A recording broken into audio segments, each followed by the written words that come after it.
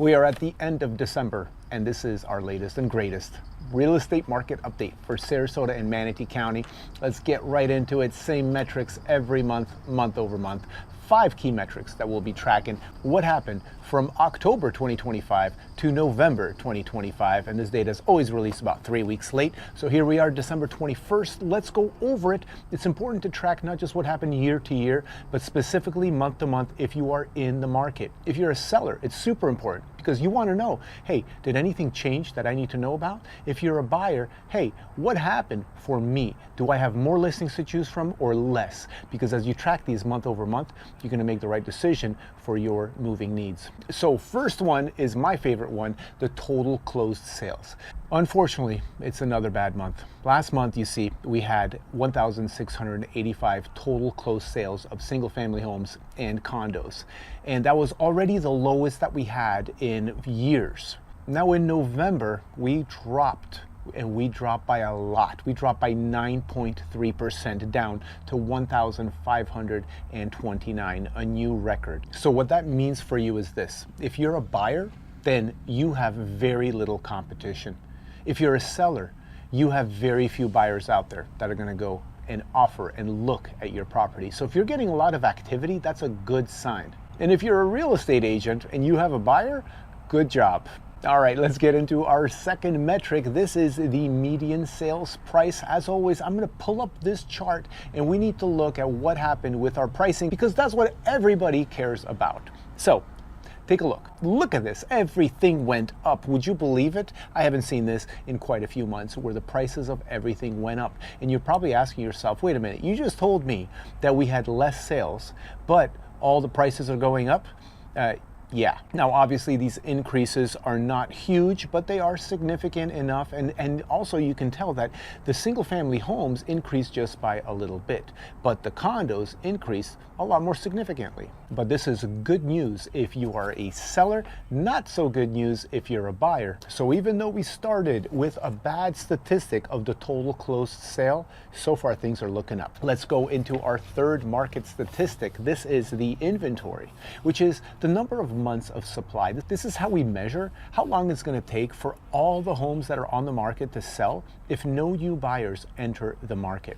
And what we want to look for is if we're over 5.5 to 6 months, then we are in a buyer's market. And anything under that, under 5.5, we're in a seller's market. And anything between 5.5 and 6 is a neutral market. It's an equal playing field. So let's take a look.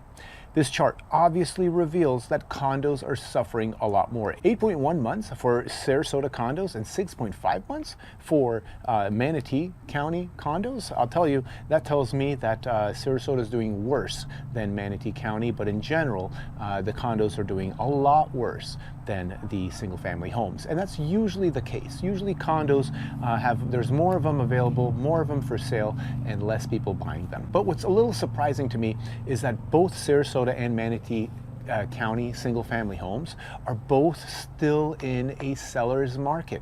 But if you go out there and you start shopping around, let's just say you just put on a buyer's hat on and you start looking at properties every single week, let's just say 10 properties a week, and then start tracking what happened with those properties. Did they sell? Did they go under contract? What price did they sell for? You're going to see that most single family homes actually sell, but they sell for a lot less than the original listing price. And I mean a lot less. But officially, according to the months of supply, it's supposed to be a seller's market. Now, that does not mean that you can just price it at any price you want. This isn't 2020 all over again. This just means that there's not enough single-family homes for sale. We do need our interest rates to come down, and that might happen starting in June 2026. But until then, let's just keep doing these market reports. And let's move on to our next statistic. This is the days list to contract. How long is it going to take you? This is mostly for the sellers. How long is it going to take you if you list your property today to the moment that you have an accepted contract, not a closing? And once again, if we look at our chart, we have good numbers all across the board. And of course, our Sarasota condos went from 101 days to 61 days. I don't know what happened, but that seems like it's an anomaly. Maybe something happened where a building came out that had a lot of pre-sales and everything got entered into the MLS. I'm really not certain what happened there. But like, taking that out of the equation and just looking at everything else, we have less time on the market, which is a good thing. That means that possibly more buyers might be coming in the market, and they're offering on the stuff that's new on the market. This might also mean that people have pulled their listings from the MLS and the days on the market reset, and then they decided to wait 30 or 60 days, and now it's showing as a new listing with 0 days on the market, priced a little bit better at a time when maybe there's a little more demand, because interest rates have dropped since last month's market update, just barely though. But let's move on into our final one, and I'll give you some closing thoughts. Our final metric that we're tracking is the total active listings at the end of the month. Super important if you ask me. A lot of people don't even care about this, but I want to know, if I'm a buyer, how many do I have to choose from? How many options do I have? And if I'm a seller, I want to know the same thing. How much competition am I going to have? Are there like 25 units in my building of 100, or is it just 2? Very important when it comes to pricing your home properly.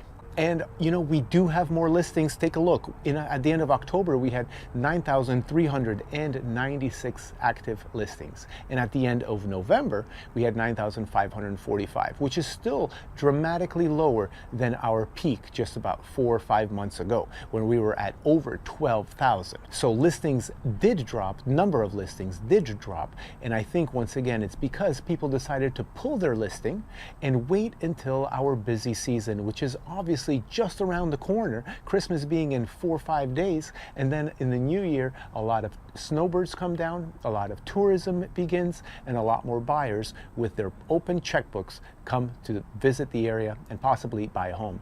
So this is a regular strategy by sellers and by agents guiding their sellers on what to do. So it's just possible that some people decided to list at the end of November after Thanksgiving. Some tourists do come during that time, and then some people are just waiting for the new year. So I'm expecting our February market report, which will be for the month of January, to actually have a very large increase in the number of homes for sale. Now, my general thoughts and just what it feels like as a listing agent and a buyer's agent. What does it feel like when we're looking at properties? Well, I'll tell you this. I have more buyers than I do sellers. And the buyers are really, really aggressive. Very aggressive. So, they think they have the upper hand, and it's not always the case, but they have more of an upper hand than they did last year or 2 years ago, and definitely more than they had 4 years ago. They had no upper hand. In fact, if you weren't a cash buyer offering over asking price, you were out of luck. But right now it's not the case. Right now, the buyers out there are aggressive, and I've had quite a few offers put out there for over 20% under the most recently listed price. And if you're a buyer and you want to get a deal, well, what I would suggest is try to find something at least 5% off of list price, because that way you have a little bit of leverage in case the market goes down a little further. If it goes down 5%, you won't be underwater. You won't owe more money than the home is worth. Anyway, those are my thoughts. My name is Maciek Zaremba. I'm with Fathom Realty. Give me a call if you have questions, 941-888-SOLD.